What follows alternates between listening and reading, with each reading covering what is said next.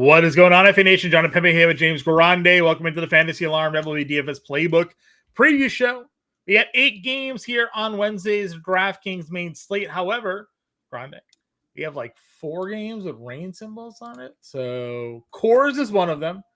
Kansas City, Minnesota, and New York, all with the potential of a weather impact. Now, obviously, we are recording here Tuesday evening, so we'll have to check in on the precipitation throughout the day to see whether or not one of these games will actually be impacted or not. Of course, we'll have the updates in the Discord and in the playbook for all of you guys to prepare for that as well. But at least for now, we're going to at least mention that there could be rain, and we'll continue to talk about all of these matchups because your top price starting pitcher is in one of those games at $10,000. That is Nick Pivetta. It's going to be on the road against the New York Mets. You have Brandon Woodruff at home against the Angels at 97. You have Blake Snell at home against the Phillies at 95. DeGrom on the road against the Astros at 93. And Gossman on the road against Tampa Bay at $9,000 is your top 5 starting price pitchers. I made a quick joke before we went live about Pivetta being the top guy, and you said, well, he's been great. He's been good. No doubt about it. No. Pretty good season for Nick Pivetta here. No. You went from good to pretty good, and you're still like just shorting him. He's going to have possibly 200 innings. He's going to be like 15-5. He's going to strike out like 200 guys with a sub-3 ERA. And you're like, yeah, it's okay. Yes, John, not everyone can be Paul Skeens and have a sub-2 ERA. Nick Pivetta has been a dog this year. What? Sucks on the road. Sucks on the road. 3.41 ERA. Yeah.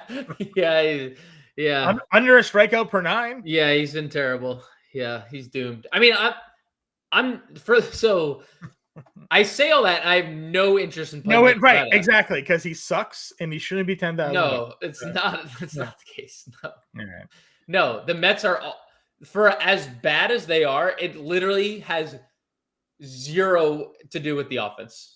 Not even 1 second. They're the number 1 rated offense in baseball. They got a 40-30 guy on their team, for crying out loud, you know? Like, the only one in baseball. Do you know that right now he's the only 30-30 guy as we await Jazz Chisholm's? No.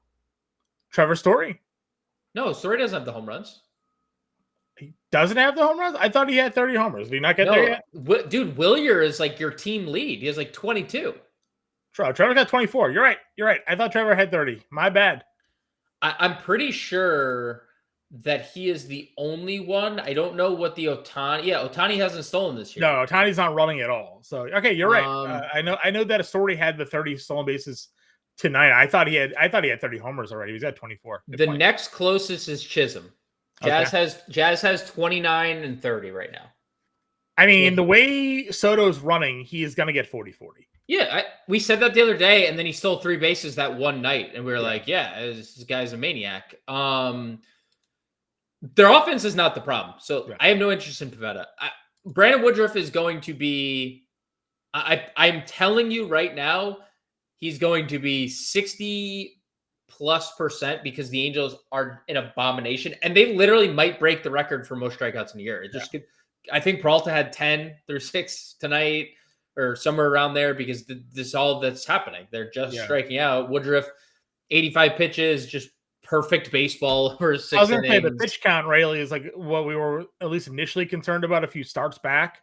But he's been really good. 94, 97, 89, 85. So yeah, absolute dog, absolute maniac. So like if that's just what we're going to get, and it's the Angels who just have been atrocious. That's the play. I expect Jacob deGrom to get some ownership as well, although Houston's putting up runs on Tuesday. They haven't put up a lot of runs, so I expect deGrom to get a bunch of ownership at 93. The strikeouts haven't really been there, and they haven't really been there since that, like, he had the arm thing, right? He had the shoulder, like the random shoulder ailment, and then was like, nah, I'm okay. And we were like, are you sure you're okay? And he's like, yeah, I guess so. As long as the strikeouts are a little down, but I'd be okay there. Kevin Gossman has been pretty incredible in his last 3 starts. And those 3 starts were Brewers, Yankees, Astros. Yeah. It's a pretty daunting stretch, and he's basically been good since August. I know the ballpark is what it is, but Tampa's also been kind of a shell of themselves. I would probably go here with how good Gossman's been. I mean, he goes through these stretches this year, right? And then we buy in, and then he blows up for like 3 starts. But yeah, he's been really, really It's good. fair. It's you're not wrong, but he's also largely just been good, right? Since like the start of August. And I had talked about it earlier in the year. There was a lot of unlucky stuff going on to hit with his season. So I'm kind of buying. I'm kind of buying here. I'm good with it. Under $9,000, you have Luzardo gets the Dodgers, Seymour at 83. We have Reagan's returning here at 8K. Yeah, I don't think we can get there because the pitch count wasn't high in his final AAA start. I probably don't go there. Obviously, good to see Reagan's back for the stretch run, although they're really have fallen out of it. It's if you're playing anyone in this tier, it's probably just Luzardo, and it's just simply based on the talent. I don't think you can do anything else. Like I think if you're playing a pitcher here, and I don't think you have to play any of them, I think it's just simply Luzardo because he's a talented pitcher. I mean, the strikeout upside alone for him is obviously greater than anybody else in that group, unless Reagan's was full speed, which we don't think he is. So no, he threw 50. No, he threw 56 pitches in his last rehab. There's just no way. Peterson, Heel, Soriano's back down to a cheap price tag. Bradley, your 7K range.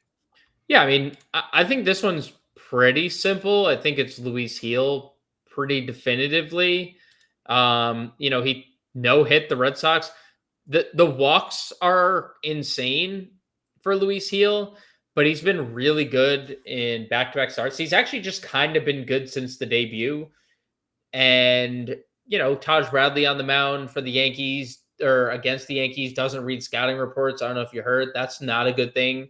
I don't know because he just started to read scouting reports. Right, that's true. But he's gonna. I don't know if he knew this because he doesn't read, but at least the scouting reports, the Yankees hit a lot of home runs. That's probably would be on the scouting report that he's not going to read. Sure. But yeah, I think it's pretty easily Heel. Soriano's been terrible in 2 straight. Guess what? Can't throw strikes. This is just what he does. He's really good or really bad, and basically people could be completely off him for this start right here, and then he goes out and pitches a gem. So. Yeah, it's never out of the range of outcome. He is an incredibly high range of outcome pitcher. Yeah, I agree. Anybody else underneath? Javier, Weathers, Miller, and Brown are your under 7K. We have a $4,500 pitcher here. Yeah, McCade Brown, he has been horrendous. Been absolutely hammered in 4 starts. The Bryce Miller one, man, he's been so bad. He was really good, but I don't know what to take from the Angels start. I said 11 Ks. Hit 11 strikeouts, but he still wasn't good. He allowed 4 runs, couldn't get through 6. Yeah. But the Angels just strike out and it makes up for everything because they just can't put bat to ball. The price is going to get ownership there. And I think Javier probably gets some ownership too at 65. He's another one, season high, 87 pitches in his last start. Hasn't been great, but we know that he's like a better than 6K pitcher. So I'd be okay with Miller or Javier down there. Okay. Going on over to the catcher position here then. Kyle Raleigh, who 2 homers and counting tonight, up to $6,300. It's Reagan's, Goodman against Weathers at 5K, again, Augusto Ramirez, because there is cores on the slate, so those guys are going to be priced up. Are you buying into the Yankees again with Bradley? Where do you? I mean, they teed off on Zebby Matthews tonight. They did tee off on Zebby Matthews. I am Good with Cal, obviously. Good with Goodman. Yeah, I mean, Rice has 3 hits and counting. Wells missed a home run by a foot, hit a double off the top of the wall. I'd be okay with both of them. Liam Hicks at 39 against McCade Brown looks really good. I didn't mean to skip over Augusto Ramirez, but he's good under 5K as well. Let's see. Any value for you here? I mean, the Minnesota Twins, are now down 10-8 in a game they were down 10-1 in. Wow. Okay, so Yankees showing up. They're having a very good game. Who gave it in? Is Devin Williams on the mound right now? No, Devin Williams has been really good. Last few. Schlittler didn't pitch well, and then they put in Yarborough, and he got teed off on. Okay. Tried to get the Yarborough innings in, and he got none. He did. He got one out. Yeah, and Leiter's on the mound giving up hits. All right. Sorry, didn't mean to derail the show here, but I mean, we just play Fermin here, right? If that game plays, gets a lefty and Peterson at $2,600. Yeah, he just homered too. Not just, but he homered on Tuesday because he's good at baseball. Because he's good at baseball, yeah. So that one plays. Anybody else want to shout? No, we go to first. All right. First base, again, the usual suspects up at the top here. Vladdy gets Seymour at 55. Again, everybody else kind of has a little bit of a tougher matchup. Pascantino, you've just highlighted how bad Miller's been, right? So Pascantino at 44. He gives up home runs, dude, too. Like Miller, even in a start, he has 11 strikeouts. He's still like, there's so many flaws. Mm-hmm. So Pascantino, Ben Rice can be played here. Hicks can be played here. Johnston can be played here. He had a double dong the other day. Sure. Jake Berger has been really good since coming off the IL. A bunch of home runs. Okay. Bowers, if we think Soriano's bad, it's 35. Mm-hmm. Let's see. Anything else for value? No. Okay. Second base then. Jazz 56, Lyle 52. Your top 2 guys there. You have Xavier Edwards 51. Let's probably just play Jazz at 56 if you were to spend up here. Yeah, I mean, yeah. He looks like he's a guy who just simply wants to get the 30-30. That's all he's doing last couple of games. Uppercut swinging. He just wants the home run. Get it out of the way and then just like go on with your season, you know? Mm-hmm. But he's super talented and high upside for sure. Sure. Again, Trang's 47, Freeman's 41 against Weathers. Edmonds 37 with the split side for him against Luzardo. Ernie's at the lefty matchup at 31. Yeah, I'd be good with some Earn Dog Millionaire. We haven't played him in a while. He's got a bit. He's been really good lately too. Okay. Just playing every day. Feels like a good click for us. Yeah, it's a good click. They're gonna put him in a good lineup spot because they've been batting Lucas second. They might hit. I wonder if they'd hit Earn Dog second. I was gonna say there were times where he was leading off this year, but yeah, without Bichette, they want to hit Vladdy third. Yeah. You know, so they're gonna do Springer, someone, Vladdy. Mm-hmm. And I assume it's gonna be Schneider or Erndog. That would be my guess. Sure. Third base. Caminero 6K.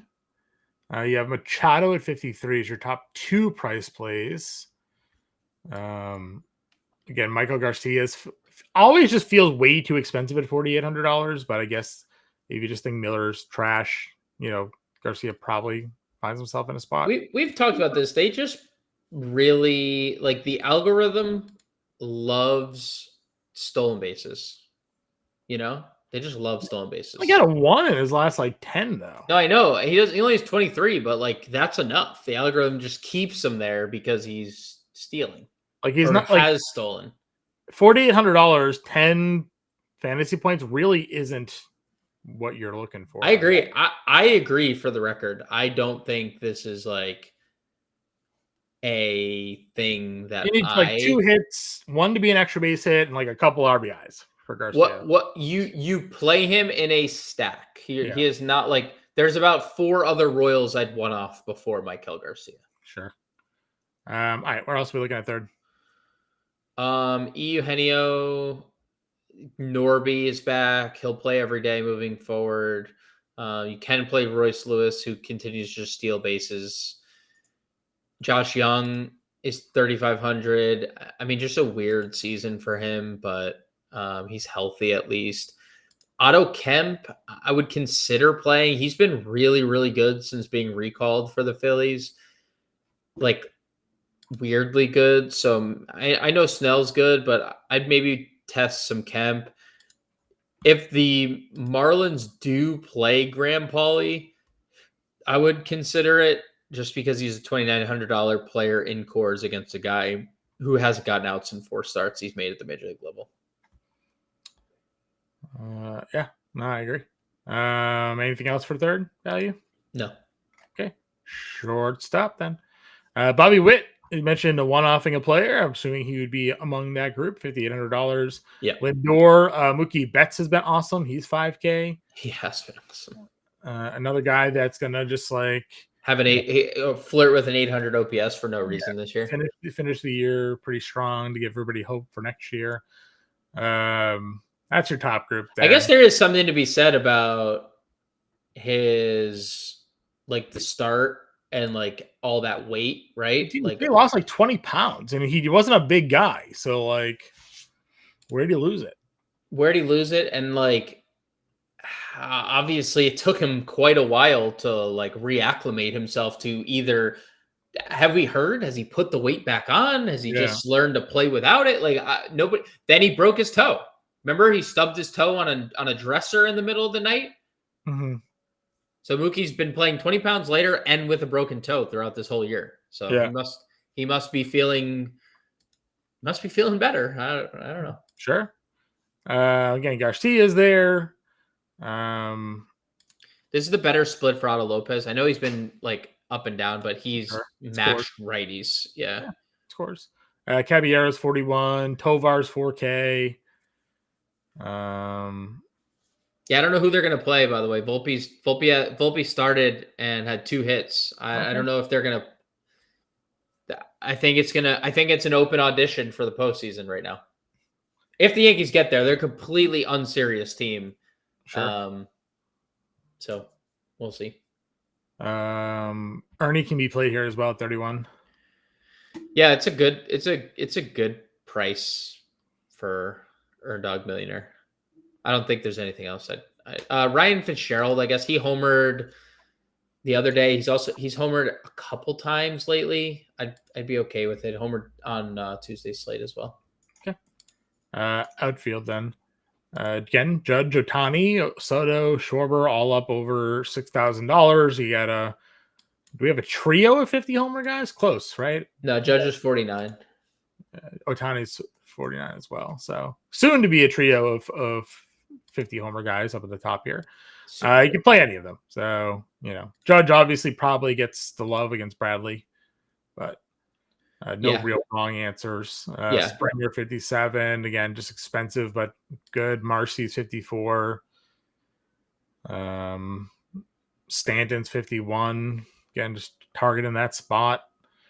It's the same story basically every show. The outfield is loaded. You can find your stacks and kind of build around it. Is there anybody specific you want to kind of highlight of this group? I mean, Toronto looks really good against a lefty, obviously. So Springer at 57. Jacob Marcy gets a great matchup against the righty who hasn't gotten outs, as previously mentioned. Mm-hmm. Stanton's been really bad. I don't think so. I think going below 4K, like Bellinger looks great. Rosarena looks great. Laureano looks good. Wyatt Langford just became the youngest Ranger ever to have a 2020 season. Did he hit a home run or he stole a base? Stole a bag. Stole a bag. Okay. Yeah, he's over 20, right? He has like 20. He's 21. 21 homers and 20 stolen bases. That's it. Youngest player ever. How old is Wyatt for 22? Wyatt Langford to have a 2020. He is 23. Youngest Ranger to have a 2020 season. Youngest Ranger to have a 2020 season. 23 years old. Well, he's good. He's good at baseball. Your Tampa Bay guys down here, I know they've fallen off a bit, but yeah, they stink. I'm just saying they're cheaper. No, they are. No, they are. Simpson's actually been really good. I shouldn't say they stink. Simpson's been. Does he got 50? Oh, he's got 40. I was gonna say how many? 40 and 100 games for Caballero leads Major League Baseball. How many does he have? 47. Does he finish the season as the leader in baseball? He doesn't play every day, so that's where Simpson. That's where Simpson will have the edge. He has 46. Okay. I'll say no. I mean, dude, this guy is running. Right? Yeah, I would say it just depends on how often they play Caballero, right? Because if he gets on, he goes. This guy ends up with like 50 bags in 119 games. That's just insane. Yeah, I mean, he is, and he's not. I think I did this exercise with Keith. You know that he is not 99th percentile sprint speed? Really? Is he 100? No. Who was it? Bobby Witt, I think, was 100th percentile. I think Bobby Witt has the fastest sprint speed in baseball. Interesting. Well, he doesn't run like Chandler Simpson does. No. I think like that also isn't always like sprint speed versus sprint speed just like measure home to first, right? Isn't that all it is? Chandler Simpson is 98th percentile sprint speed. Either way, a lot of stolen bases. Tyler Freeman, $4,100. Yaz, 4K against Miller. Again, if we're going Kansas City stack here. Jackson Merrill's decided to play baseball in the final few weeks of the season. A lot of home runs. Again, lefty for him though. So Joe Adell's 4K, Pages 4K, Frelick 4K.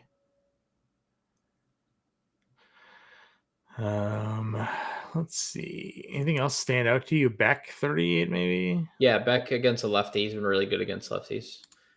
Austin Martin's been really good lately. If you want to play some Twins. Sure. Doyle's 36. Doyle's been really good against lefties. David Schneider gets the lefty. That's the spot right there at 35. Snyder's been really good against lefties as well. Where is... Oh, it's against DeGrom. Who are we gonna Zach Cole. Oh. Who just is a dog. Sure.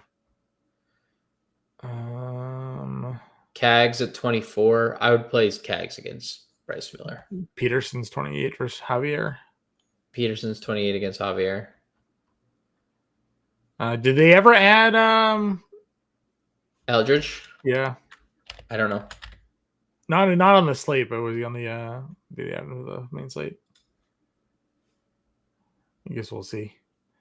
On the he didn't play on yeah, I know, I was gonna say. So all right, let's get a lineup going here. I feel like we like Toronto and Kansas City for some offensive plays with the Yankees.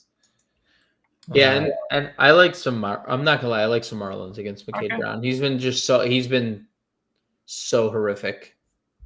Where were we going with pitching though? Is Woodruff and what? Gossman? Heel.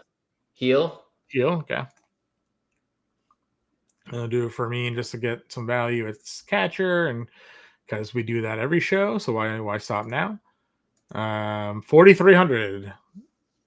Where do we get this build? Again, Yankees, Blue Jays. Yeah, I mean Ernie Royals.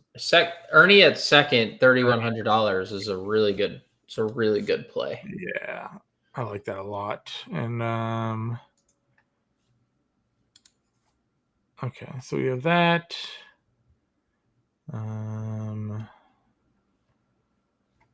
So we'd have to spend up at short. Or would you play Ernie at short? Was there a better second baseman you liked? If we play Jazz. If we play Jazz. Let's see. Outfield. Schneider. They go with the Clement. It's 35. So you it's like 40. Otto Lopez, Jacob Marcy stack? Marcy. Otto. 46. So we still kind of need like a big bat. So do you want Vladdy? Yeah, let's see. Do you do Vladdy here? That's 4250, third base. Outfield, full lineup will be in the Discord. If you guys have questions for the 5-game early slate, make sure you get in our Discord. You can also leave a comment in the comment section of this show, and we'll throw you some advice for that as well. We appreciate you guys tuning in with us each and every day. Again, we'll be back with the preview show for Thursday's slate, everybody. Good luck with your lineups, and we'll catch you later.